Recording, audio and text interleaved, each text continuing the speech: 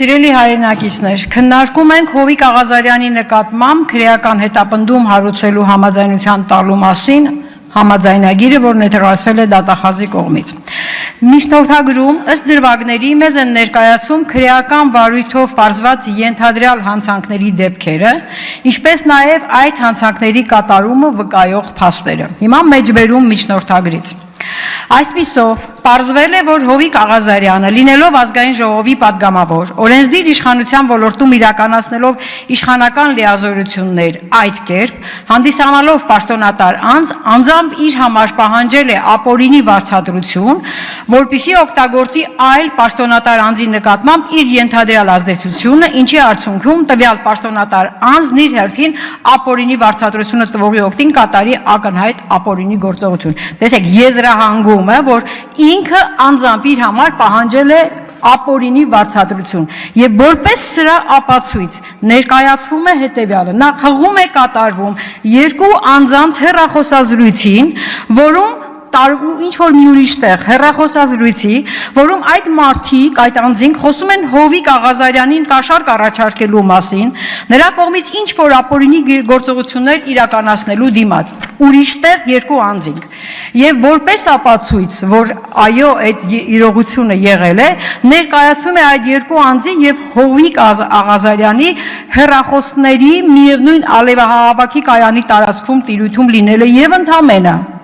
Այսինքն նույն տարածքում հեռախոսի գտնվելն արդեն հիմք է որևէ մեղադրանք ներկայացնելու համար։ Հաջորդը նորից մեջբերում։ Հատկանշական է, որ թեև Հովիկ Աղազարյանը հերքել է իր կողմից ՀՀՍ անվտանգության տեսչական մարմնի իրավասու պաշտոնատար անձի հետ հիշյալ հարցի կապակցությամբ որևէ զրույց կամ պայմանավորվածություն ունենալու հանգամանքը,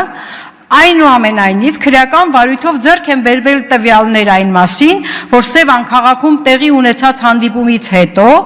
Հովիկ Աղազարյանը զանգահարել է նշված ծառայությունում պաշտոն զբաղեցնող անձին եւ ունեցել 1 րոպե 57 վայրկյան տևողությամբ հեռախոսազրույց։ Ավելին, հիշյալ պաշտոնատար անձի հետ հեռախոսազրույցները Հովիկ Աղազարյանն ունեցել է օգոստոսի 9-ին, նաեւ 23 թվականի, ինչը վկայում է Հովիկ Աղազարյանի կողմից տրված ցուցմունքների ոչ արժանահավատ լինելու մասին։ Շատ հետաքրքիր եզրահանգում է։ Հնարավոր չի ԿՊ պատգամավորներ, որ այդ մարդու այդ խոսակցությունները բոլորովին այլ թեմաներով լինեն։ Եղել է խոսակցություն, բայց հնարավոր է, չէ, այլ թեմաներով։ Իսկ ժամանակային համընկնում իրականում կարող է լինել պատահական։ Հենց այդ պահին այդ խոսակցությունից հետո Հովիկ Աղազարյանը հիշեց, որ այդ մարդուն ինչ որ բան ուներ ասելու, ասենք թե։ Ես փաստաբանը չեմ նրա, բայց պարզապես տրամաբանորեն հարցեր եմ տալիս։ Հաջորդը հակակոռուպցիոն դատարանը, լսեք շատ կարևոր բան է, հակակոռուպցիոն դատարանը դեռևս 23 թվականի մայիսի 24-ին որոշում էր կայացրել Սլավիկ Կարապետյանի նկատմամբ իրականացնել թվային, այդ թվում հեռախոսային հաղորդակցության վերահսկում եւ ներքին դիտում գաղտնի քննչական գործողություններ կատարելու համար։ Դեռ 23 թվականի մայիսին, իսկ այս ամեն ինչը սկսվել է օգոստոսի 8-ից։ Հիմա ինձ մոտ կարող է, չէ, ողջամիտ կասկած առաջանալ, որ այդ մարդու հեռախոսը լսելու որոշումը կա եւ այդ մարդուն ինչ որ բանի գործի դիմաց ինչ որ առաջարկ է արվել, որ արի դու քո հեռախոսով այսպիսի խոսակցություն ունեցիր եւ մենք սա կցենք գործին։ Ողջամիտ կասկած է եւ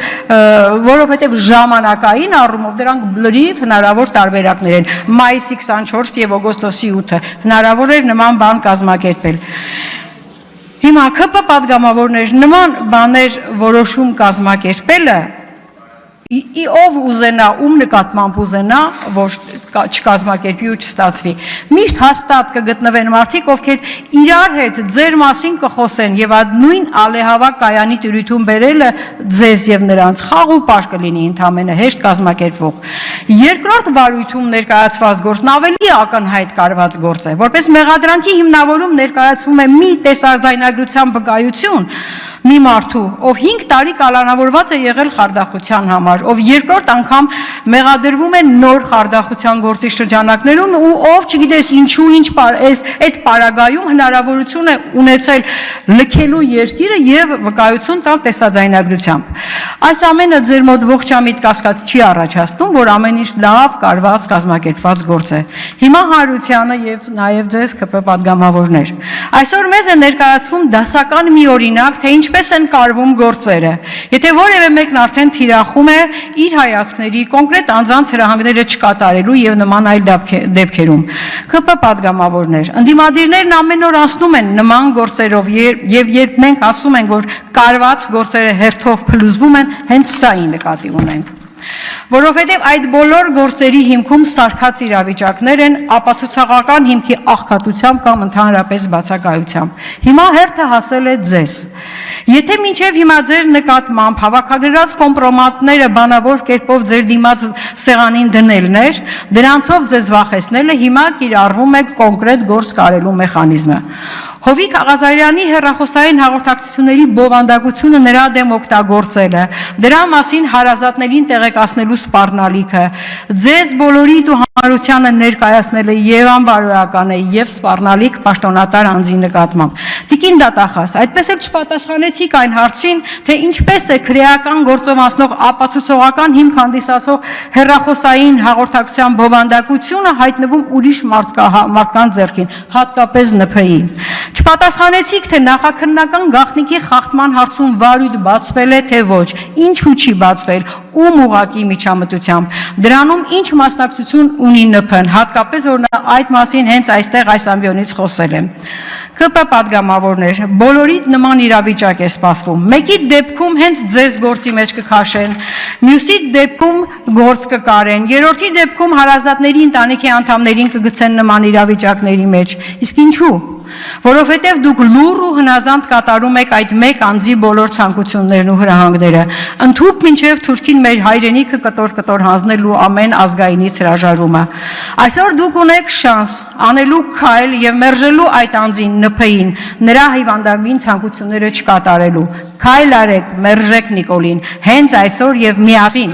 ու կհասկանաք, որ ավելի ճիշտ կսկսեք ապրել։ Արեք այդ քայլը, հակառակ պարագայում հանրության մեջ ողջամիտ կասկած կարող է առաջանալ, որ բոլորդ էլ ինչ որ նմանատիպ գործերի մեջ թաթախված եք եւ այլևս դուրս գալ տարբերակ չունեք։ Բայց հիշեք, որ ՆՓ-ն վաղ թե ուշ գնալու է, փախչելու է երկրից, իսկ դուք մնալու եք եւ ապրելու եք այս երկրում, այս հանրության մեջ եւ ձեր նկատմամբ նման ողջամիտ կասկածներով։ Դուք այսօր շանս ունեք երկիրը Նիկոլից ու նիկոլիզմից փրկելու ձեր առաջին քայլն անել։ Միևնույն է, ամեն մեկիդ պատասխան տալու ժամանակը ձեր չափով ու ձեր ժամանակին գալու է, համոզված եղեք։